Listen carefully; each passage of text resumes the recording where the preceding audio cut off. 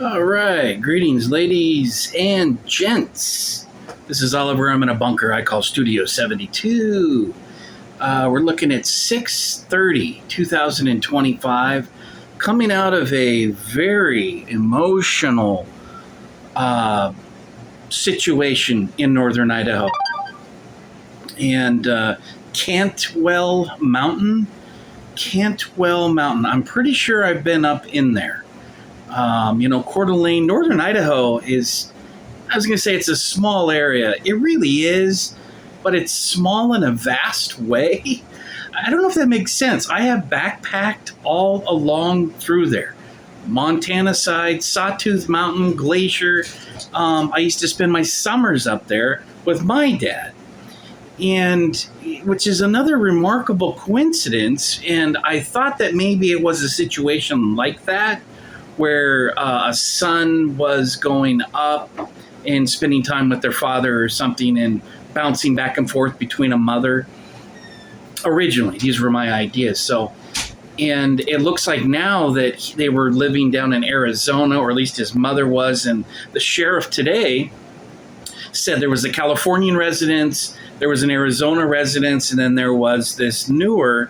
So all of them, I guess, from what I understand. Now, anytime these things are unfolding, these crisis situations, there's so much initial excitement, misinformation, disinformation.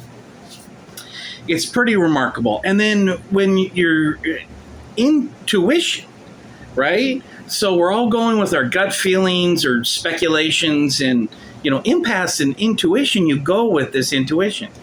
So, and sometimes it's spot on. Other times, it's not so much. But there is these spiritual synchronicities in life. And I keep having these profound spiritual synchronicities, whether it's places that I've been, people that I recognize. It's just really remarkable. And so I just wanted to get that out before I just brought up a couple of interesting synchronicities, or actually, what I wanted to focus on is what the sheriff's presser said today. And you've got to take a look at that. You got to listen to that, because he's reversed course on a whole bunch of data.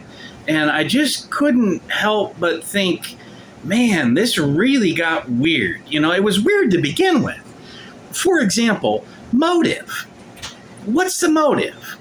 And a synchronicity is that it turns out it's a young guy rather than this veteran coming out of Afghanistan and PTSD and a lot of predictable things, gun training, rifle training, all of these things, explosive trainings, all of these things that come out of veterans and people that have been mistreated by the government fighting unjust wars. That fucks up the veterans. And they're often just kicked to the curb, left to go homeless, left on their own. It's really disgusting tragedy.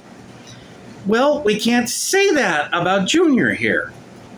So the sheriff comes out and says, Wess, kind of non-binary, Val, I guess there's a Val Kilmer, huh? Val feels non-binary to me. And then uses Roley, Roley, as the last name. Well, George Webb pointed out that he's actually was going by his mother's second marriage or third marriage, whatever she's on. It was a new marriage, stepdad, that he had acquired, his stepfather. And if I understand correctly, I think that's who they were following up. The stepfather was going up, had some sort of tree service, or started a tree service. It's still really fuzzy. An interesting thing about this new dad is that he was in a biker club down in Arizona. And my, intuition is like, wow, there's, it would seem like when you're unpacking a crime scene, it's like bikers in the mix is a real, understandably red flag. Now, I love bikers. Listen, I've had motorcycles. I need to get another one. As soon as I get another chunk of change in my life, I'll have another motorcycle. I don't right now, but I have a connection with motorcycles. I have a connection with motorcycle people my whole life. I've been around, and even biker clubs. But I don't want to talk about that. And it was very just outside. I wasn't a part of it. But it did give me some insight on how the biker clubs are structured. And it's not some ragtag. It's got officers. It's like a platoon. The hooligans, there's some sort of hooligans biker club that is connected to this father. And I'm not trying to connect it to them. But yeah, it's hard for me to ignore that, I mean, it's just, to me, I see a couple of pictures where there's some high-powered weapons in the picture. Looks like he's with his mom. If those are real, then everything, we have to question everything with AI these days. But looks very young, holding a high-powered rifle. Now, I do want to comment about this weapon dynamic because there is a schism there, or something isn't jiving quite right. But I want to back up one more on my intuition. Now, when I jumped into a X space during this was all going down in live time yesterday afternoon, 2:00. It started at 1:30. There was calls coming in, but 2:33. There was live spaces going, and it was, live across the social media is what I mean. And I kept getting flashes of pride flags. I couldn't explain it. It's just things happen, and they often, you're like, what the fuck is that? That is what are you reading? What's coming down? What are you seeing? Part of that was not just out of the blue, out of outer space, if you will. It was that the weekend there was pride events going on. Coincidentally, this is a part of those synchronicities that I was referring to earlier, 7 minutes ago, is there was another shooting in New York around some sort of dyke parade, pride, gay pride parade. I think they were calling it a dyke march or dyke parade. Their words, not mine. Don't send the hate mail. Send the hate mail downtown City Hall, 1204 Southwest 4th. But there was a shooting there, and that story is even more bizarre, or as bizarre. Come on. As bizarre is that some girl tried to, as it came on reading today, if this is accurate, she tries to shoot some dude. So a younger, these are teens, by the way. 20 is real close to 19. He just had a birthday, the Idaho kid. God. But I'm just connecting that, I've worked with at-risk youth. I've been a crisis counselor for years. I haven't been doing that for quite a while, but 15, 20 years ago, I did for several years. That was my thing. That was my interest and expertise, child psychology and blah, blah, blah. So here's another teen at a pride trying to shoot someone, execution. The teens have gone wild. There's a reason. We need to psychoanalyze that in another video. It needs deeper examination.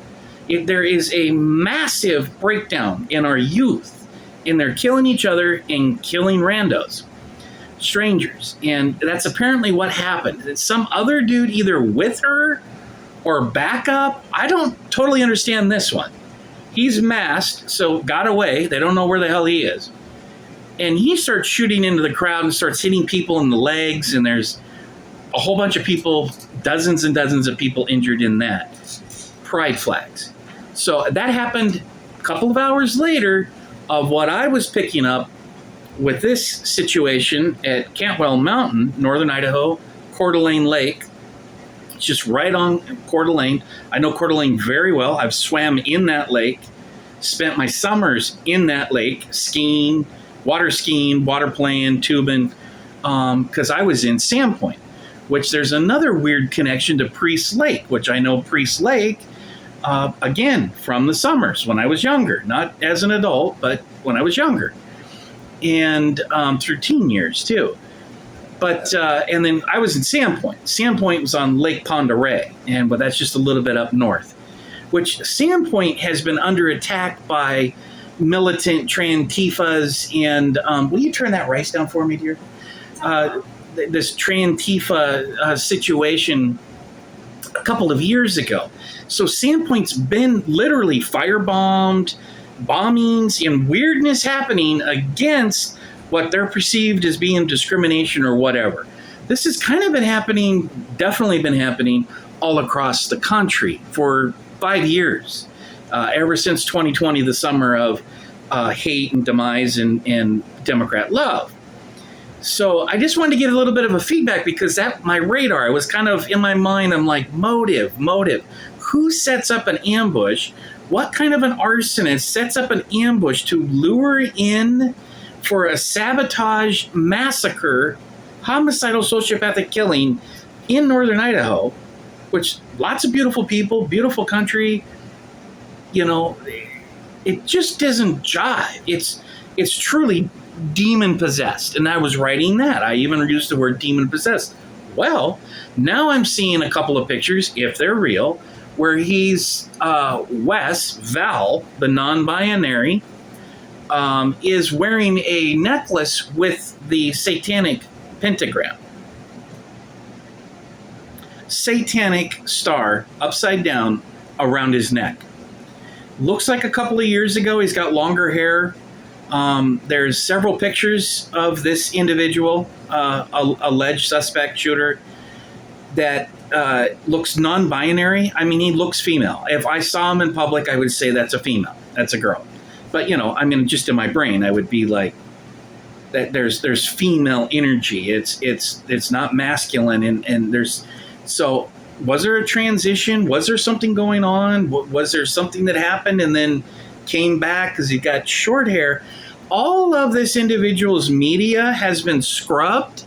The sheriff stated today, the sheriff did not know who had scrubbed his social media. Could be a parent. That might rationalize, that might make common sense. I mean, right? When you got a dad with a motorcycle club down in Arizona connections, who knows what's going on there. Don't want the heat, don't want the connections, don't need it, bringing it back on the clubhouse, right? The hooligans don't need that. So that's possible. And that would have access maybe to his internet. But the social media was probably encrypted in his passwords. I'm just guessing. I'm just going out here. I'm just spraying of this psychoanalyst of the situation. Somebody, why would a sheriff admit that? I mean, the sheriff said so many things. I think he's being honest, but there's all kinds of intel, Israeli intelligence in training with this Californian, with the sheriff. Californian, LA, which lots of these LAPD have retired up in northern Idaho. It's really kind of focused on being a retirement community for proud, patriot, and wealthy. They don't want poor folks up there at all. And a part of this story with Wess Val is that it appears he was living out of his, I guess, a truck or a van, or maybe the vehicle. It wasn't determined. I mean, I thought, is this a white van with Arizona plates? Right? If you don't know, there's long series of these white vans with Arizona plates all the way back to Butler, Pennsylvania last year on the attempt on our president. We still don't know where that white van that's in video and pictures, where the white van went, why it was towed, why haven't we heard about the investigation on this white van with Arizona plates? But here we are again with a white vehicle with, did it have Arizona plates? I don't know. It's from Arizona because the family has been from Arizona. To the best of my understanding of connecting what this information debriefing came from Kootenai County Sheriff. So, whoa, I mean, it's like my spidey sense, I don't know about you, but whoa, what is going on here, right? Whoa. So, I don't know. It's one of those situations. Now, I was posting yesterday, I'll back up to what I just said a couple of minutes ago about being in this X room. This they call them rooms, I believe. It's just chat, but it was of people that, and even representatives of Idaho in that right there in that area. It was Coeur d'Alene, not just of Idaho. It was right there, and so I found that very significant. So I jumped right in there and listened for quite a while, and then I posted a couple of things. I said, "Was there a Pride event going on there today?" Because I had heard this weekend there was some stuff going on. I wondered, and then I remembered what I just said about a bombing of somebody's in Sandpoint of an office. There has been like militant Trantifa type of domestic terrorist activity not too far back. So I just asked a couple of those questions, and then somebody, bing, said, well, yes, we've had a couple of parades or whatever, and then we've had counter protesters. So there's tension there because there's a lot of religion up there. That's my other thought was, is this family like escaping the Mormon? You know, there's a thing called the Mormon Mafia, and I'm not trying to be disrespectful, but there is a thing called the Mormon Mafia, and there is a lot of Mormons fleeing up into God's country of the Northern Panhandle. There's lots of religion. I have the Assembly of God. I've got all kinds of family and all kinds of churches. It's lots of religion up there. And they pride themselves in that. They literally call it God's country. So those are some questions that I have there. But I backpedal out is what exactly I'm looking at the motive and trying to unpack, is this a trans individual? Did they switch? Are they on the hormonals?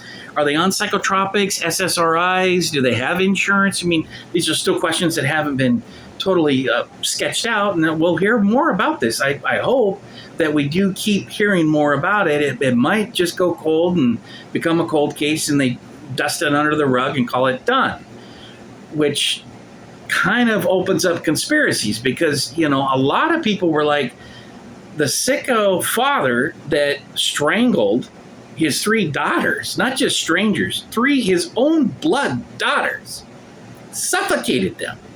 One was found with a bag on her head. I mean, this guy's the greasy maggot of all maggots, demon possessed.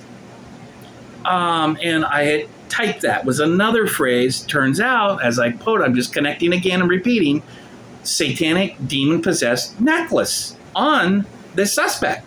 So intuition, bam, spot on. Pictures of them, bam, non-binary. I mean, if put lipstick on, could easily pass in a feminine, attire, easily pass as a female.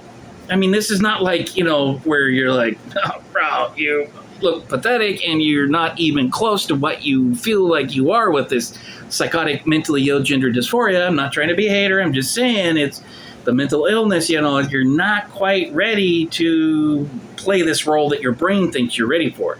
You're not, because no one's going to believe it and you're going to be mocked.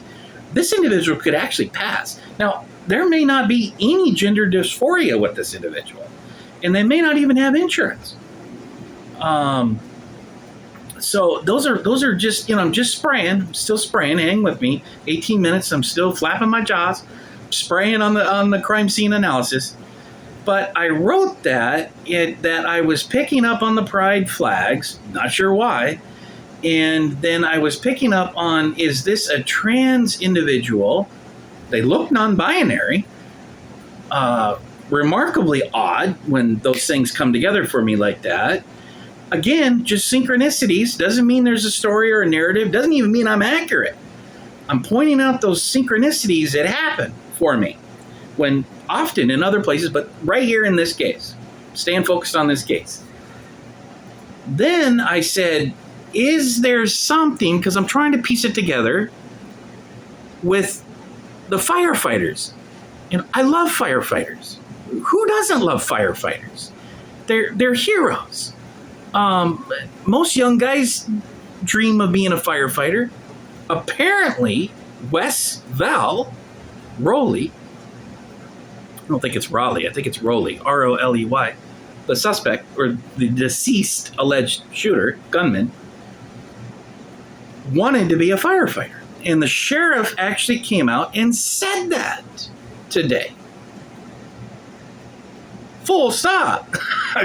Spidey radar goes up, confirmed. Intuition, confirmed. And so I'm like, wait a minute. And then he kind of there's another follow-up question. It's like, well, did he have an application? And even says, we don't know yet if there was an application or if somebody was denied. Now, these small towns, I know how they work, and I know how Sandpoint works in particular. Coeur d'Alene, it's the same area to me, but they are separate. Basically the same area. It's like an hour away.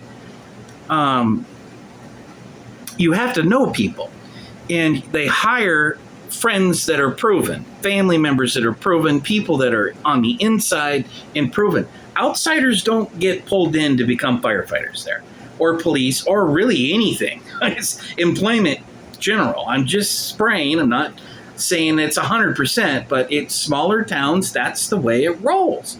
Who do you know? How long you been here? Who's your daddy? Who's your daddy, right? No pun intended. But who's your family? Where you been? Where were you born? Where were you born? These are questions that are any employer is going to come up and say in a small town, especially northern Idaho. So I don't know if we'll have to wait to see how that fleshes out. But it appears he wanted to be a firefighter. Was he disgruntled? Was he just mentally ill? And he's like, it's a depressive, some sort of deep depressive funk. It doesn't rationalize anything for me. I'm not trying to rationalize it because it's not rational. It's total psychotic. But if he's fixated on, what was he, is it a disgruntled employee? I asked something like this in this chat room. And, or maybe I just posted that's what I was picking up on. Like that was my read. I was just posting what vibes I was getting, and that's it. Often it doesn't make sense at all, and then it'll come true later on down the line. This is how it rolls for me. So it's common for me, but it's hard to explain, right? I think you understand. You get the gist of what I'm saying. It's very warm in here. I think it's 95 today outside. It's probably 75, 80 in here. But so those are a few things that if it was a disgruntled employee, it would make a little bit more sense that someone would stage a false flag, start the arson, wait for them to come. Now let me unpack this encounter with the fire department. This is all coming off of sheriff's presser today. That's a must-see in here. He was up in a tree. Okay, this is what the intel is saying. This is the report. And I guess his dad, having a tree trimming arborist business, LLC, Joseph Roley, I think is his name, Joseph or something like this. He had some training. Maybe probably helping his dad. I guess that's why he was up there, or a couple years ago, that's why he went up, was to do something like this. So it's a little bit convoluted, but I'm just piecing it together. And so he's up in a tree. This is what they said. This is the report. And so he's sniper firing down in. Now, the reports were in the chat room coming in from the scanners, the live scanners, is that there was sniper fire, multiple gunmen with sniper fire. Now, in intense situations, it often echoing around a mountainside, things will appear at different areas. They sound like they're coming from different areas. I've had this happen with tree falls and rock falls. They sound like they're coming from someplace else, and it's on the other side. It's just a weird phenomenon. You can understand that with acoustics in a canyon, walking through a canyon, or the gorge, Columbia Gorge, same thing. But I still can't get over that the sheriff says that his weapon was a shotgun, not a rifle, not a military rifle, not a semi-automatic, a shotgun. Now, anybody that knows anything about shotguns, they know that's a weapon that has to happen. It's used for hunting. It's used for birds. It's because you have to be so close to be accurate.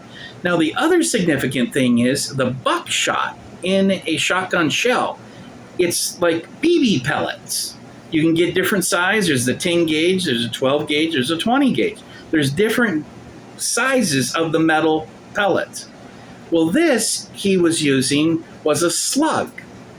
And the sheriff used it as a solid rifle round. He used a word I'd never heard. Maybe that is, I don't know if, because the sheriff actually asked someone in the room, what size is that? Do you have any idea what size that would be? And somebody said a 1 ounce. I mean, it was so weird and unprofessional. But granted, whatever.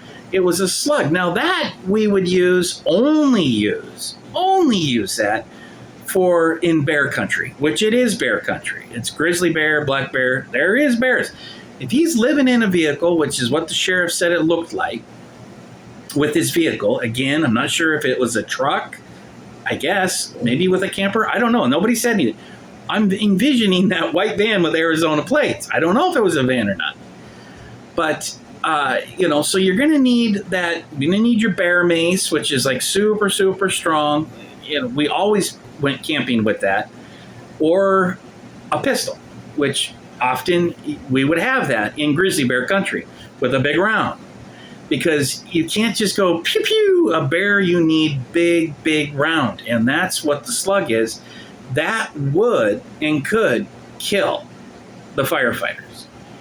And then it came out that collaborated that is that from what I'm reading and gathering, is I think some of this came out with the sheriff, although I think a little bit apart, there was an argument. Yes, I think the sheriff said that. But it also was posted in another spot. There was an argument with these firefighters because they had asked him. Now, I think Inside Paper said this, and I question it. They asked him to move his vehicle, whatever it was, because there's fire, and they need to get in there, right? So they asked him to move his vehicle, and there was some sort of argument or debate, and I'm envisioning that he went into his vehicle and pulled out that shotgun. They're at close range. That's the only time a shotgun is effective. You're not using a scope like when we go elk hunting and deer hunting. Elk 30-06, bolt action, huge, serious stuff. You have a scope. It's a totally different scenario. Shotgun is for close. I mean, you can drop. People that don't know, with a rifle and a scope, 30-06, whatever, 30-30, you can go a mile and hit and drop. And I've seen it. I've been there, an elk on the side of the mountain on the other side. You got to be a good shot, which I am, and it's not hard when you practice. I got pretty good, and my dad was exceptional, and that's who taught me. And so you can do that. A shotgun, you can't do that. Shotgun, the shells come out like this. You're going to get a little ping, ping, ping. And then the sheriff also contradicted himself and said, well, there's some sort of shrapnel or something, so we don't know. We're still looking. The firefighters are up there putting the fire out, so we can't search. So they're implying that there's another cache of weapons, which would make sense with the scanner saying we're under sniper fire and they're hearing this. You're dealing with professional, rural northern Idaho firefighters and police. You don't think they know the difference between a shotgun round going off and a semi-automatic rifle, high-caliber rifle? You bet the fuck they do. There's no fucking rookies up there. Not in my perception. These firefighters and the police. That's the other part that is still not adding up. There, as to the sheriff said, there was a gun exchange battle with the suspect. So, number one, if that report is accurate, it's very difficult for me to believe that now with the shotgun and his slugs, the solid slug. But if that's all that he had, I mean, if you're doing back and forth, how do they not? It's almost kind of like the Minnesota guy, where the police see him go into a house and then chase him and he gets away. It's like, how do you see a perpetrator go in like that and miss? They shot up the front door and missed him, and then he gets away? It doesn't make sense. It doesn't jive. There's something still not right with that, right? That story is still effed up. And of course, they're burying that one. Where'd that one go? No. Governor Wall's buddy, it's gone. Poof. So, and that's probably what's going to happen with this story. It's just not jiving that a shotgun. So, one of the pictures that came up from the social media that's been scrubbed by why the intel does that, I have no idea. If it was a family member, whatever, we still got to find out why was all of his social media scrubbed and why the sheriff doesn't know why. The sheriff's like, we don't know why or who did that. How could you not know? I mean, that's federal level, high level intelligence that's scrubbing that for whatever reasons they want to do to keep that truth out there. Or the family that doesn't want to bring it back to the hooligans motorcycle club, which I can believe that if that's the case. Not that they're doing anything wrong. Not that there's just because you're at the motorcycle club means you're doing anything wrong. I'll give you the benefit of the doubt. Let's not do that. But I could see that. Yeah, right? You don't want to draw attention to that, to the clubhouse. It's a big deal. It's sort of a big deal. Who knows? If it's as big of a deal as it feels to me. Maybe it's not. But so that, I think that needs to be fleshed out for this story to really vibe. If they find more weapons, people may not believe it, but I feel like that there has to be some sort of, it seems like there should be. But we'll see what happens. Maybe there isn't. Maybe they don't find it. I think they will, but who knows? And then was he alone? Was he operating alone? And if you got reports of multiple firing, it could have just been the heat of the moment. It could have just been rapid fire of a shotgun, which, it needs to be reloaded, it's another thing hard for me to believe that trained professionals don't know the sounds, can't put the delay together of a reload, and it's just very, very mysterious to me at this point. So a couple of things. Sheriff's presser today that are odd. Sheriff knew him. The sheriff says we knew him. Wasn't a stranger danger. That puts him boots on the ground there. And now I've explained what little we know of the family coming up, and he had been there, and there was a tree business. His dad was there. Well, I think if it was the stepdad, then it would have been his mom and him, or maybe his mom. Maybe he was following them, kind of hurting for work, confused in life. I get that vibes when I'm looking at him. It's not a happy camper. What was wrong with the mom? Is the mom a train wreck and lots of men and you've been neglected, or is the father or the stepdad? The stepdad's cold and detached and doesn't treat you as a real son. Where's the real dad, bio dad, or that is the bio dad up there? And so it's like, what exactly is going on the timing? Now I'm a little fuzzy because I just don't understand the ex-husband bio dad with the stepdad that he's taken his name and more connected with, and how and who are the exact players up there around him. But it feels like to me that there is some sort of abuse or neglect or something that's happened, probably connected to the mother. That's just my gut instinct and intuition. I could be totally effing wrong. But the sheriff knew him, and there was some sort of a restaurant that he was in the parking lot and in this vehicle, and someone called it in. Now, the sheriff also used the word wellness checks. Wellness checks is somebody calls it in. It's a family member saying, Junior's not doing well. Junior's satanic rituals are starting to make him act odd, and he's saying weird things, and he looks depressed. That's a wellness check. And that forces the police to go in and do a wellness check. Now, it might have been combining the wellness check in with this. He's parked on a trespass, parked on this restaurant parking lot in Coeur d'Alene. There, I believe it's right there in town, from what I understand. Again, I could be totally wrong. So that could have been the wellness check, or it sounded like the way the sheriff said it, there was a couple of other wellness checks with him. Now, it could be my misunderstanding, but I just want to put that out there because that's not an unknown unknown. Now you've got a known known. It's not even a known unknown. Now you know Junior's got problems. Now you know there's issues. There's been a wellness check on it. Unless it was just like homeless person in this vehicle. I need a wellness check to make sure they're alive, or I need them out of here. And the sheriff said he complied. He complied. He was very cordial, polite, whatever he said. I don't know if he said those words, but there was no conflict, the sheriff said. He didn't pull out a shotgun and threaten them. So, and I don't know if that was last year. I got the impression it was from last year, but could have been more recent. And then the fire department, this is a really odd part of the presser. The fire department knocked his vehicle down the mountain. So now, not only do we have Junior's body was scooped up in the first presser, the sheriff's first press conference yesterday, said that they wanted to get the body out of there because the fire could come and burn up the evidence.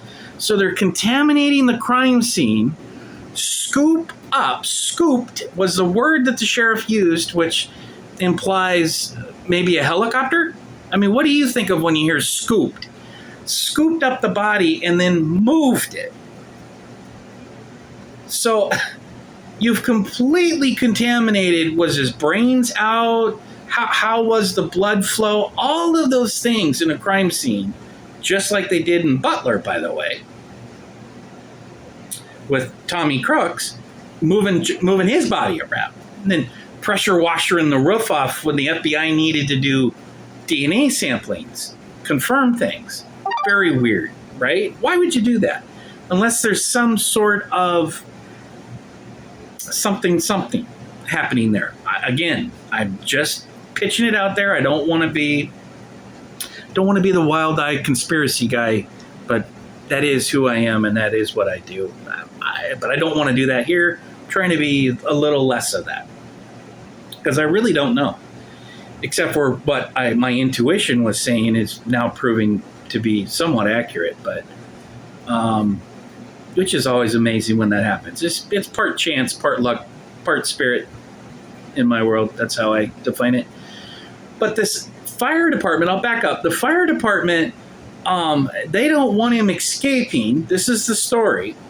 They don't want him escaping in the vehicle. They don't want him running back. So they push, or how did they do it? Did they explode the vehicle? Pushed his vehicle down the mountain and it goes down and crashes. So it's going to shake up all the crime scene. It's going to shake up everything, his living situation. They looked in there and they said it looked like he was living in there because there was lots of little stuff. So it's like, why would you do that to a crime scene? Unless you were a rookie, amateur. Yes, I understand. Your heart's pumping. You've got two of your comrades have been blasted. And you don't want the son of a bitch to get away. I mean, the sheriff actually said if anybody has a shot, shoot him.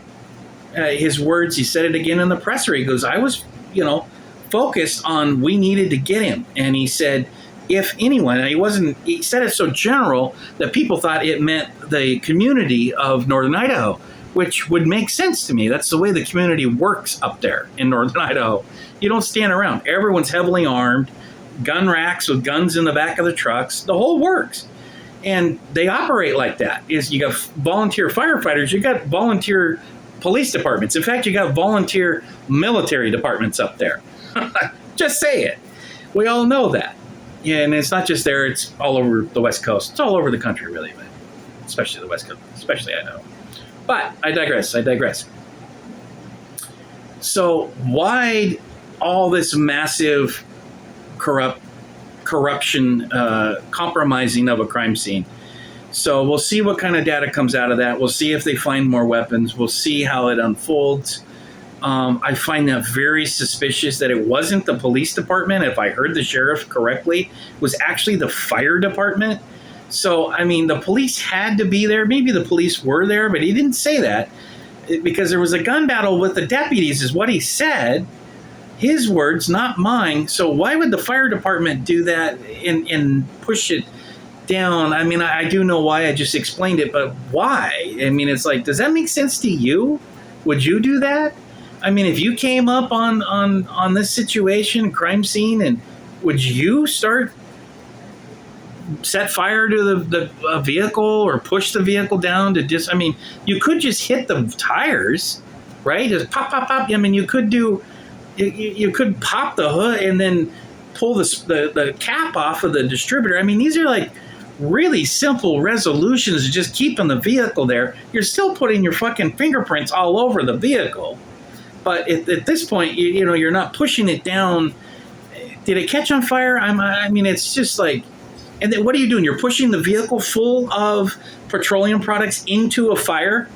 It's like, are you guys firefighters, or are you're with some sort of intel agency dressed as firefighters? I mean, who did this? What happened there? Let's flesh that out. We need to get the facts. We need some affidavits. We need to have some testimony.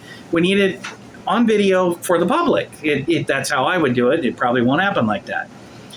So then the sheriff claims weapon was a shotgun and slug rounds. Okay, I said that. And here's another closing one here. 40 minutes. I only wanted to do a 15-minute. I got bento dinner right in the middle of it. My daughter's hungry. I'm hungry too. The jumper, the sheriff said this just casually. Yeah, we had a jumper off the Veterans Bridge. I know exactly where that's at, the Veterans Bridge.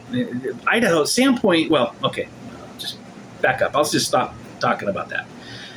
Veterans Bridge, is there, and then I ask, is there another body in the lake?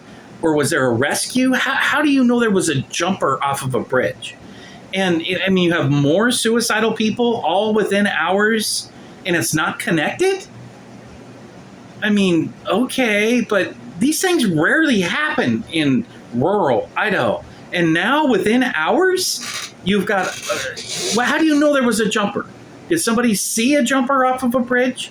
And did they die? Or was it a body? So you're assuming that there was someone jumped because there was a body floating in the river, right? So we got a body that with a shotgun, or some sort of, there was an interaction. So, okay, so you're confirming that it wasn't dead before you got up there. Because that's a classic way to just kill somebody. You're going to light a fire. You got some crazed lunatic who murdered his 3 children. I mean, there's no sicker person than that. You wonder who could kill a firefighter? It's the sick son of a bitch that would kill his 3 beautiful daughters who are children. There's no lower bottom feeder than a father that would kill their own children. Any maggot that kills children or harms children, let's just back up. How about just harming them? Is a piece of shit that deserves extensive pain and punishment. Real good. And then death, as far as I'm concerned. But I'm not the Grim Reaper or the executioner in that. But fuck. So this jumper off the bridge, I mean, it's like, make it make sense, right? You know, I mean, how many suicides are going on in Coeur d'Alene? Is it that bad? Are they that financially, economically depressed that you've got people that are just dropping dead and lighting fires and killing police and killing firefighters, and then you got dead bodies in Lake Coeur d'Alene, which used to be a fun little boating lake the way I remembered it for 15, 20 years. And now, you know, it's just suicide all around. Well, there is a lot of darkness. There is a lot of suicides. And there's a lot of people that are depressed about the state of the country and economically are hurting. And that really is my final thought and message is that with all of these teens, we had 7 shootings here in Portland, Oregon. We had 7 shootings over the weekend in 4 different locations. Is that what it was? Or were there 4 bodies hit in 7 different locations?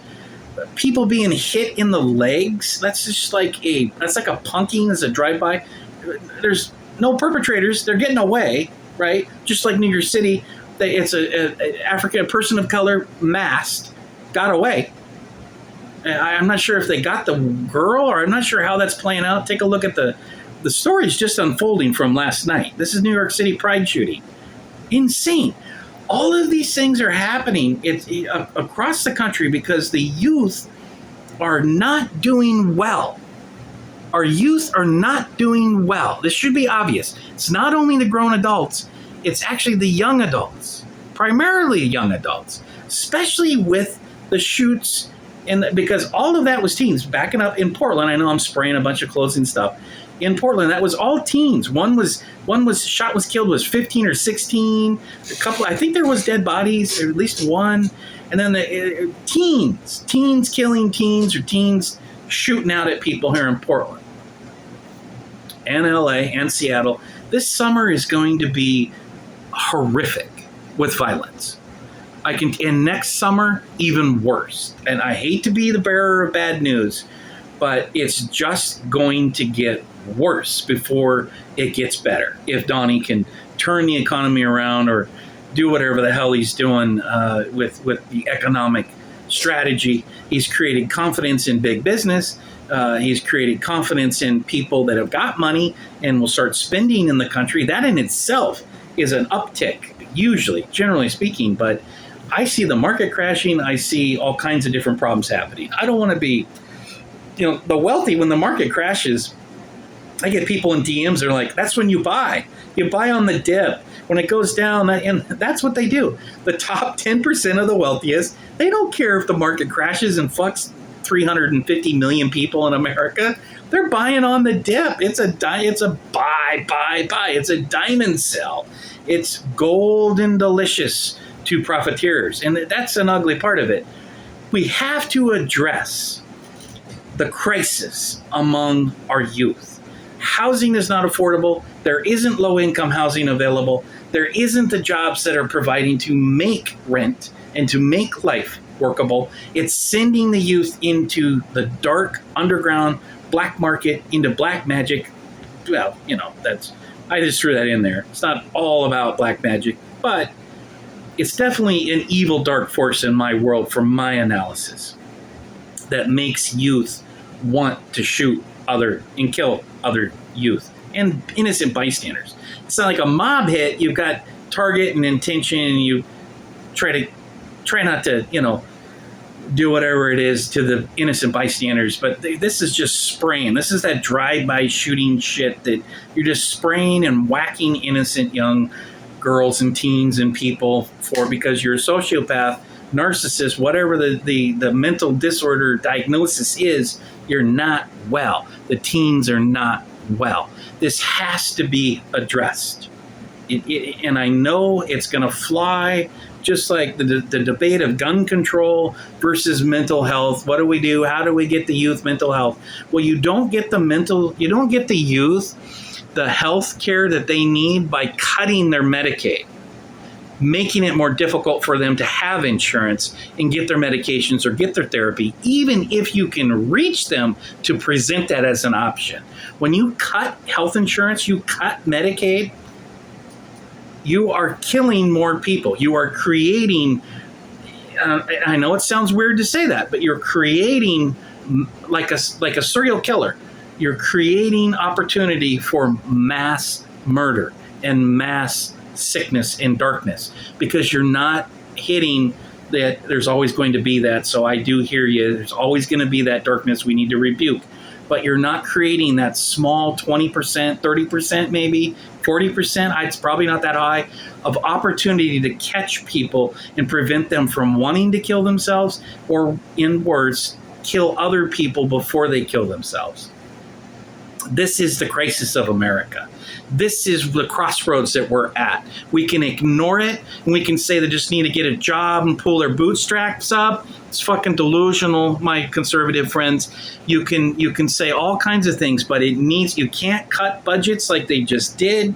It's rough economic financial times. They're going to cut the budgets. I understand that. But cut it in highways, cut it on potholes if you want to save people truly. I'm not so sure people really want to save low-income people, to be quite honest, because there is a bigger global eugenics program that's what war is all about, is focused on depopulation and getting rid of the poor, not helping the poor, not giving them a leg up.